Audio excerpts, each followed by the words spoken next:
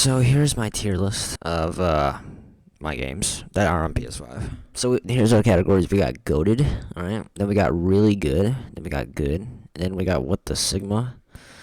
Then we got complete garbage.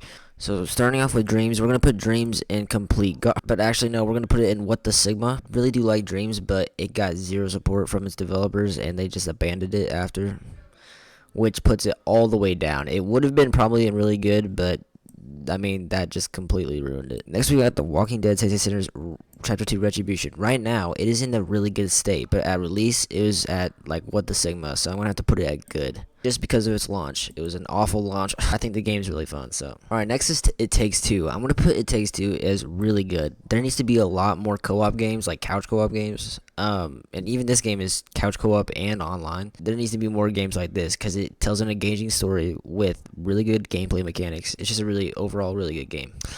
Alright, next we got Vertigo 2. Vertigo 2 would be goated, in my opinion, but the PSVR 2 release puts it down to really good because that thing was a mess. I got it on both PC and PSVR 2. PSVR 2 doesn't even have the level editor or whatever, which is kind of sad. Alright, next we got Batman Arkham Asylum. I'm going to put at really good. It's an older game, so it has age. Definitely, you can see that it's aged, but it's still really good.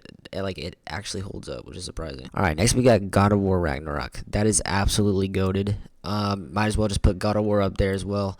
These two games are some of the best storytelling in video game history that I've ever experienced. It's literally amazing. Arizona Sunshine 2. Now, this game is pretty good, and I really did like it. I'm going to put it at good, though, just because I wish it was longer and more next gen. I mean, they advertised it a lot, and it was also $60, which kind of brings us down to good. Next we got Bulletstorm. This goes in complete garbage. Literally garbage. Terrible port. I mean, it did actually, I'm gonna put it at what the Sigma, because it got an update that boosted the resolution, which I respect that they actually are like trying to like do something with the game, even though it's still a complete disaster. But yeah, it's gonna be in what the Sigma. Next, we've got Smurfs and the Greenstone 2. This is just a very not good game. I'm gonna put it in what the Sigma. Nothing at complete garbage yet, but I mean, it's just, you know. Alright, next we got Bramble the Mountain King. Now, this game was actually really fun. I played it with Tommy over the night, and we played the whole entire thing. It took about like 6 hours. I'd put it, I'm gonna put it at good, just to be safe, because I don't think it's honestly better than Retribution. Alright, next we got Choo Choo Charles. I'm going to put Choo Choo Charles at good. I mean, it doesn't really do much. I understand that was made by one developer, but then again, Vertigo 2 was made by one developer, and that game is outstanding. But Choo Choo Charles does a lot of things well, but also a lot of things that, you know, okay. Overall, pretty decent. Next we got Kayak VR Mirage. Good. I mean, it started out with not much content, and it really doesn't still have that much content. I mean, they did add a new update. The visuals are absolutely amazing. The kayak mechanics are, you know, what you expect from a kayak. It's realistic. It's pretty good. It's a good game. I wouldn't put it at really good or goated or anything. Next, we got Jurassic World Evolution 2. Not my style of game. I'm gonna put it in what the Sigma. Actually, okay. I can't. Bulletstorm does not deserve to be up there with Dreams, so I'm gonna put it in complete garbage. All right. Next, we got Avatar: Frontiers of Pandora. Now, this game is fun when it's in co-op. That's the only reason why it's fun.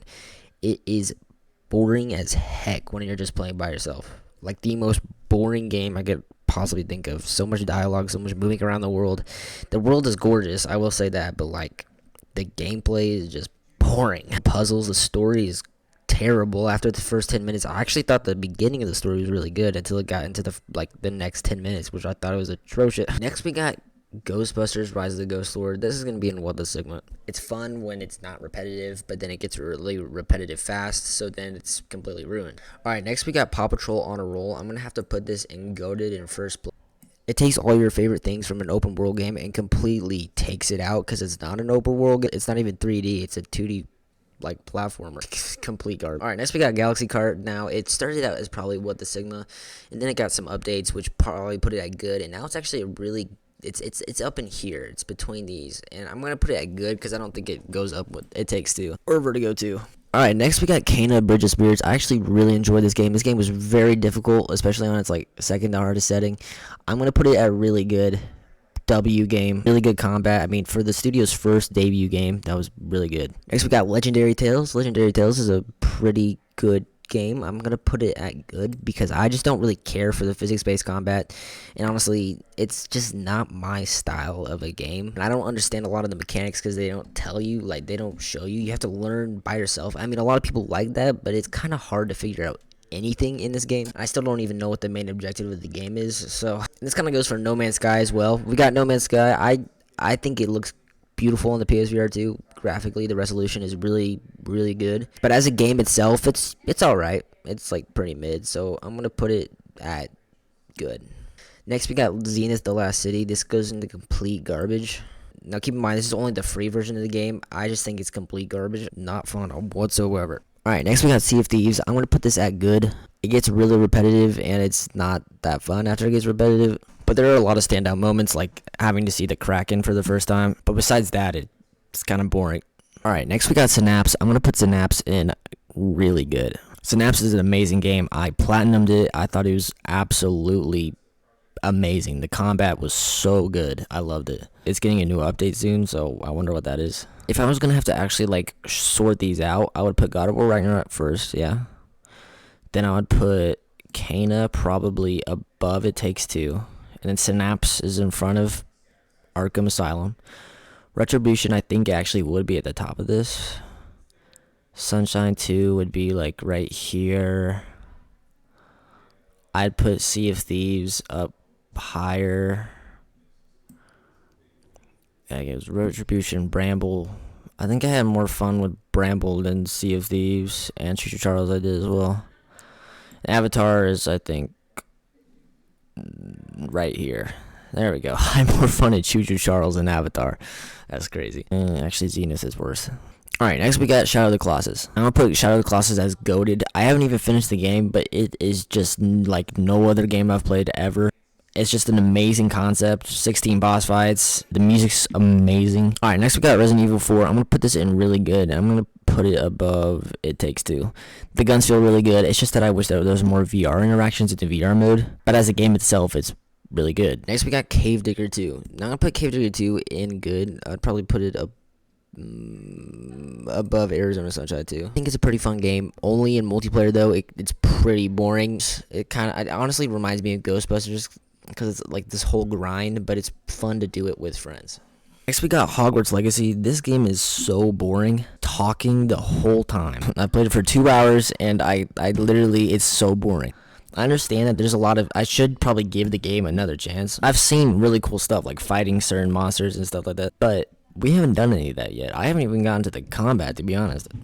Alright, next we got Paw Patrol World. Now, I'm going to put this actually at goated above God of War 1. Fully open world with 4 open world areas. You get to play as all the other characters in the Paw Patrol universe. You get to use their own cars, which is awesome. There's tons of collectibles, enticing gameplay, and an overall really captivating story. Next we got Spider-Man 2. I put Spider-Man 2 at really good, probably above Kana. Spider-Man 2 isn't as good as the first game because the story is a little lackluster at the ending part of the game. And overall, it felt like they were trying to like fit as much as they can in the game, and it just felt a little rushed. Cactus Cowboy 5.